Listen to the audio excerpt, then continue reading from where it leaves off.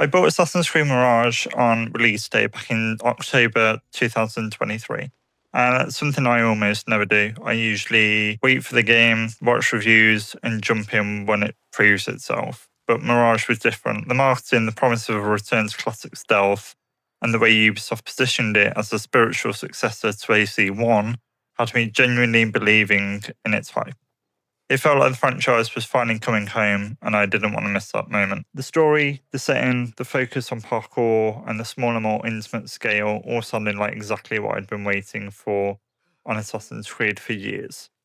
So for the first time, I put my money down up front because I trusted the vision and the product that was being sold.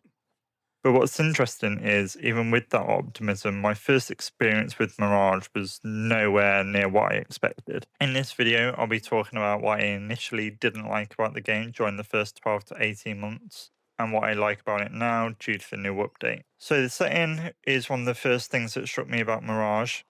Baghdad instantly reminded me of Assassin's Creed 1, not just visually but structurally. You have distinct districts with different levels of wealth, culture, and aesthetic identity that a familiar feeling of moving through a living, breathing historical city has.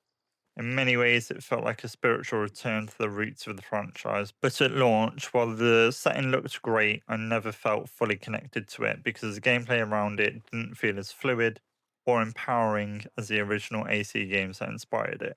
The controls were another thing. Coming from AC Origins, which is the only game I've really explored deeply from the RPG era, I didn't play Odyssey and I didn't play Valhalla, and I haven't played Shadows. Mirage's controls felt familiar enough to get around, but still different enough to throw me off. Pre-update, constantly struggled with the timing of dodges, parries, and assassinations.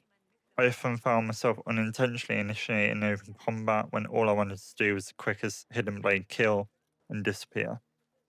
Once I triggered a fight, it escalated fast, forcing me to either grind through multiple enemies or just escape and reset the situation. It made stealth feel inconsistent, even though Mirage is marketed as a return to stealth first gameplay. The parkour and the movement was another major issue I had early on.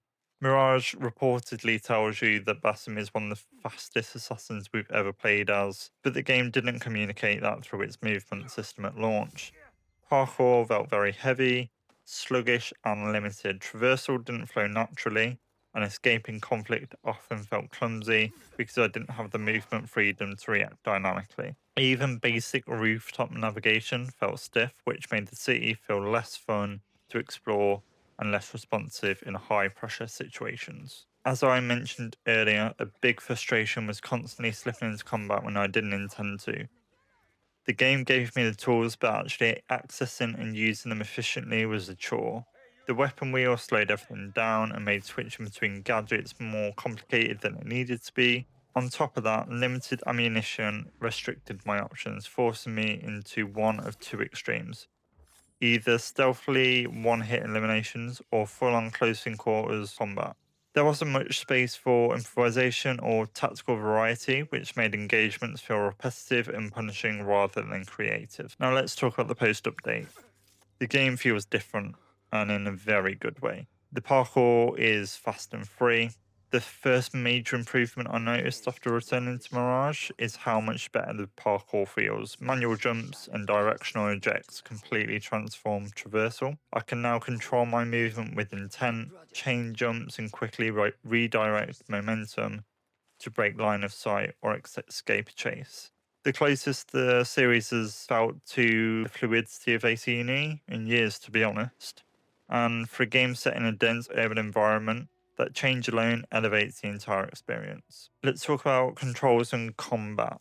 The more time I've spent with the game, the more confident I've become with the controls. I built a custom control screen that feels intuitive to me, which has made open combat segments far more manageable. With better familiarity with the weapon wheel and tool usage, I can actually execute tactical ideas rather than fumble through systems that should feel instinctive. It still isn't a full-on sandbox, but it finally feels like I have options and that the game rewards planning instead of punishing experimentation. Another part of the combat system is the tool customization system. Really like the fact that I can fully upgrade my tools and decide what effect they have on my enemies. It lets me play proactively instead of reactively, and it makes encounters feel like puzzles rather than obstacles. In a way, it actually reminds me of the bomb crafting system from AC Revelations, where you would gather ingredients and experiment with different bomb types to gain a tactical advantage over Templars. Mirage brings back the same sense of creative planning, letting you tailor your loadout based on how you want to approach a mission, whether that's distraction, confusion, or full control. The difficulty, the customization with this is brilliant. I overlooked this feature at launch, but now genuinely appreciate the ability to customize the difficulty, fine tuning things like enemy awareness, aggression, and combat behavior. Lets me tailor the game to my learning curve. It's given me space to understand how the detection system works, how enemy patterns function, and how the stealth combat balance is meant to feel. It's also transformed Mirage from a rigid, unforgiving experience into something that adapts to the player's preferred pace, which is something Assassin's Creed has never really offered before. So overall, while Mirage at launch left me frustrated with combat, movement, and control systems that didn't align with its promise of being a classic 80s stealth game, returning now has been a much more enjoyable experience. The parkour overhaul, customizable controls, and difficult tuning have all helped the gameplay finally match the vision Mirage was originally marketed with, and the setting as well, which feels nostalgic but underutilized at launch, now feels like a playground instead of a backdrop. If you enjoyed this video, make sure to give me a like and a subscribe, and let me also know in the comments how you found Mirage at launch and how you find it now. Do you find it better to play? Do you feel it worse to play? Have you never played it? Is it your favorite AC game? Let me know in the comments, and I will see you in the next video.